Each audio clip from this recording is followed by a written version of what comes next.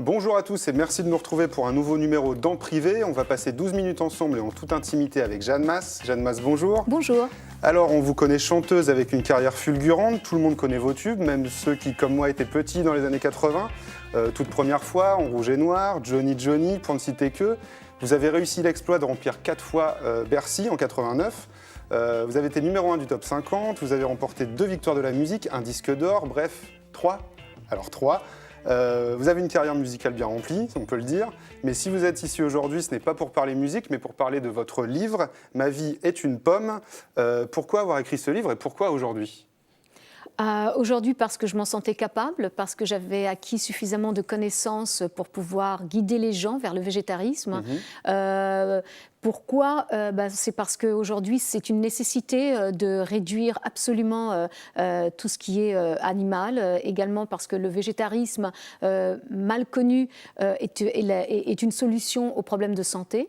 Et que voilà, on a une responsabilité vis-à-vis de cette planète, on a une responsabilité vis-à-vis des animaux. Et que voilà, on est forcé aujourd'hui d'aller vers une alimentation plus saine parce que trop de maladies sont là présentes et trop de tortures et plein de choses, donc voilà. Et donc vous dites que le végétarisme est mal connu. D'ailleurs, vous parlez de végétarisme et de végétalisme. Alors c'est quoi la différence ? Donc moi, je suis totalement végane, c'est-à-dire mais bon, au bout de 23 ans de végétarisme où je ne mangeais aucun produit animal, mais je m'autorisais les œufs, de temps en temps un yaourt avec de la présure végétale et non animale, et je m'autorisais le miel. Le jour où j'ai renoncé à tout cela, c'est-à-dire que j'ai renoncé aussi au pain au chocolat, au viennoises au chocolat, ça c'était. Mais voilà, ce jour-là, oui.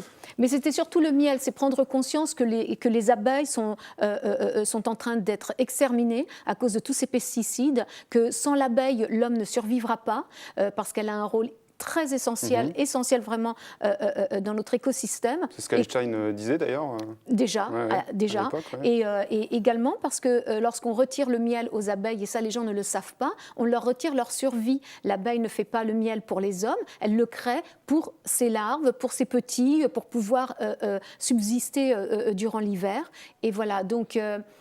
mais c'est vrai que l'homme, il doit juste apprendre à être un peu moins égoïste de penser « ah oui, mais moi j'aime bien le miel ». Oui, mais en même temps, à chaque fois qu'on prend quelque chose à l'animal, on détruit une partie de l'écosystème.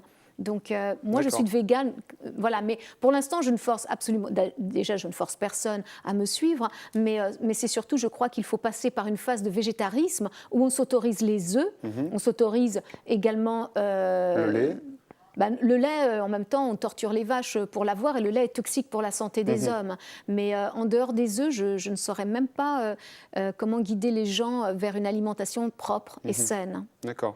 Alors, votre parcours est rythmé par un rapport plutôt difficile avec la nourriture. Vous avez été anorexique, boulimique et oui, mais ça, c'était dû à mon dégoût, de la viande, voilà. Parce que pour moi, la viande était liée à la mort d'un animal et étant petite, je ne voulais pas qu'on tue un animal pour m'alimenter moi. Donc ça a commencé très jeune, sauf qu'on n'avait pas les outils, mes parents ne savaient pas. En même temps, voilà, c'était ne pas donner de la viande à un enfant, c'était le laisser mourir de faim.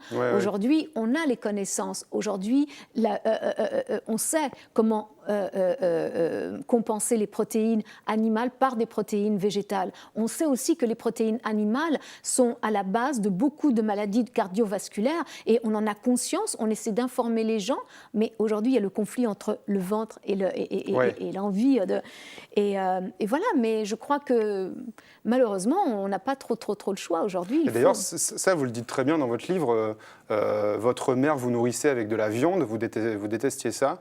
C'était un écœurement constant, ce qui fait que, évidemment, lorsque je suis devenue indépendante à 17 ans, que je suis partie en Italie, j'ai tout éliminé.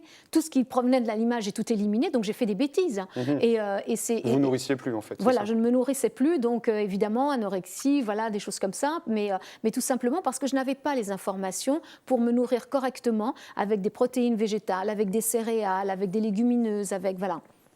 Et donc vous avez dressé une liste rouge dans votre livre des aliments à proscrire sur votre liste de courses. Alors il y a la viande évidemment, il y a le sucre, le sel, l'huile de colza, les graisses saturées, les additifs, les colorants, les conservateurs et les mentions 100% naturel et bio. Ça vous prend combien de temps pour Non, mais ça me prend toute une vie. Mais c'est-à-dire, en fait, moi, maintenant, ça fait partie de mon quotidien. Donc les gens me disent, oh, mais comment est-ce que tu peux vivre en te donnant autant de restrictions? Mais parce que c'est ma santé avant tout. Moi, je ne fais plus confiance aux industries alimentaires parce qu'il suffit de retourner n'importe quel paquet de soupe ou de riz déjà préparé, tout ça. Regardez exactement ce qu'on met à l'intérieur. On n'y comprend rien de toute façon. Déjà, on n'y comprend rien. Ouais. Il y a beaucoup de choses aujourd'hui, j'ai remarqué ici dans les magasins bio en France qui sont marqués en allemand ou en suédois, j'en sais rien, mais on veut des traductions françaises parce que les Français méritent de savoir, ont le droit de savoir ce qu'ils mangent. Et donc, aujourd'hui, il y a une totale méfiance. Et c'est vrai qu'il faut faire attention à tout le marketing. Quand on vous écrit 100% naturel, ça ne veut rien dire. Ça ne veut rien dire, oui. C'est comme bio. Ça ne veut pas dire bio. Oui. Bio, si vous n'avez pas le petit logo AB, méfiez-vous. Moi, je m'en méfie. Donc, il y a des petites choses comme ça. Il faut s'informer et arrêter d'être un pion, quelque part, qui va suivre ce que l'industrie alimentaire a envie de vous vendre et dire non, c'est ma santé d'abord, donc maintenant, c'est toi qui vas faire l'effort de me vendre des produits sains. Voilà. Mais ça, c'est le rôle du consommateur, mais c'est également le rôle des pouvoirs publics qui, on a l'impression qu'en France, ils font pas leur travail par rapport à ça. Alors, je ne sais pas, vous êtes parti aux États-Unis ou apparemment le... Oui, mais là, c'est les gens aussi. Le gouvernement ne fait absolument rien pour les gens. Je veux dire, mais c'est notre santé. Il n'y a que les gens qui peuvent amener un vrai changement. Et parce qu'il faut être conscient d'une chose, le jour où les gens diront stop aux graisses saturées que vous mettez constamment dans les produits préparés, déjà cuisinés, que tout ce sodium que vous mettez dans les surgelés, patati patata, donc il y a un moment, c'est eux qui vont faire ce changement dans la société. C'est jamais les politiciens, c'est toujours le peuple. Et donc vous dites, alors page 117, être végétarienne ne suffit pas, il faut aller plus loin, savoir ce que j'achète et comprendre ce qu'on me vend, c'est ce que vous disiez tout à l'heure, ne plus faire confiance, vous allez même plus loin en disant tout végétarien se sent le devoir de changer le monde. C'est plus un régime alimentaire, là, ça devient un combat politique. Oui.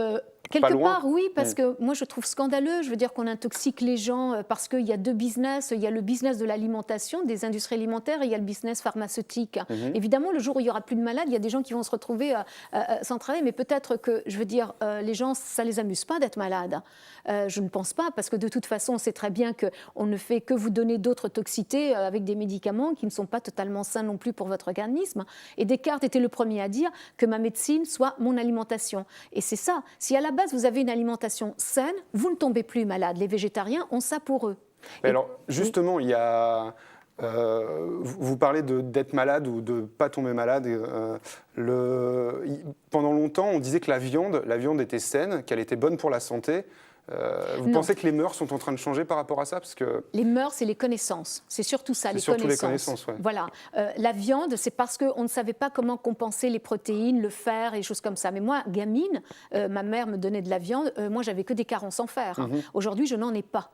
Aujourd'hui, je veux dire, j'ai un taux de cholestérol qui est parfait, les deux, puisqu'on a besoin du mauvais, du bon, mais de trouver cet équilibre. Moi, je n'ai absolument rien. Et vous compensez par quoi? Par exemple, la viande, vous la compensez par quoi? Par mes protéines végétales, c'est-à-dire je mange une ou deux fois par semaine, pas plus, du tofu, qui contient les 9 acides aminés dont on a vraiment besoin. Et puis, j'adore le chanvre. Et puis, des protéines, on en trouve aussi dans les légumes, à petite dose, mais on en trouve aussi dans les lentilles. Et puis, on en trouve dans le riz, dans le quinoa. Il y a plein de choses comme ça qu'on peut... manger et sans avoir de carence. En fait, il faut le dire, le végétarien sérieux n'a pas de carence.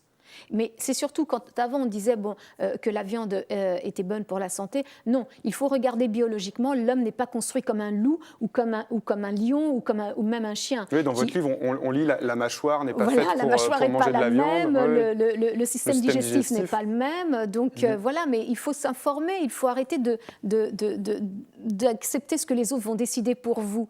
Il faut rester l'auteur de sa propre vie et surtout de sa propre santé. Et devenir végétarien, c'est l'un des meilleur choix qu'on peut faire pour soi-même. Et vous pensez que ce n'est pas difficile pour quelqu'un qui, comme moi, par exemple, aime la viande, aime la chair crue, aime la charcuterie?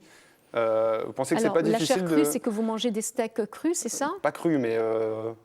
Mais vous savez, toutes les maladies qui vont contaminer votre intestin, parce que les vaches, lorsque la viande arrive dans votre assiette, elle a été contaminée par des milliers de choses. Elle a été contaminée par les vaccins, elle a été contaminée par les antibiotiques, parce que l'agriculture, parce que voilà, c'est le fait, l'élevage intensif de toute façon est hyper toxique.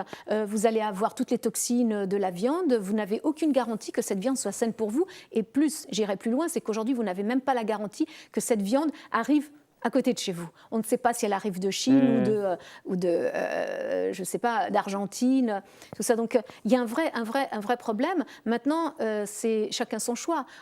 Aussi, je voudrais juste signaler que la cruauté envers les animaux dans les abattoirs est une chose qui devrait vous convaincre déjà à renoncer à la viande.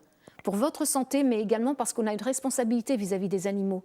L'animal n'a pas envie de donner sa viande à l'homme, on lui prend, on la lui vole. Okay, et si on la lui vole en plus avec toutes les tortures qu'on a vues dans toutes les différentes vidéos qui ont été lancées par L214, c'est honteux. Vous contribuez quelque part, en mangeant de la viande, à la cruauté animale et à cette souffrance qu'on leur inflige avec des électrocutés, enfin des choses qui sont aberrantes et l'homme manque de dignité lorsqu'il se comporte comme ça. D'accord. Alors, Jeanne Masse, Ma vie est une pomme. Par ça, tout va bien. Et musicalement, vous en êtes où? Musicalement, ça travaille. Ou peut-être, oui, mais ce sera certainement le dernier, parce que je crois qu'aujourd'hui, j'arrive à une phase dans ma vie où j'ai accompli toutes les choses que j'avais envie d'accomplir. Et c'est vrai que la cause animale reste aujourd'hui quelque chose d'hyper important dans ma vie. Si je peux être une ambassadrice quelque part pour aider les gens déjà à mieux s'alimenter et leur faire prendre conscience également qu'il y a beaucoup de toxicité autour de nous, dans les produits ménagers, dans tout ça. J'ai vraiment envie de donner un sens à ma vie aujourd'hui, autre que la musique. D'accord. Voilà. Merci Jeanne Masse. On va se quitter en musique avec toute première fois. Avec plaisir. Voilà. Merci beaucoup Jeanne Masse. Merci à vous. Et tu recherches dans le vague une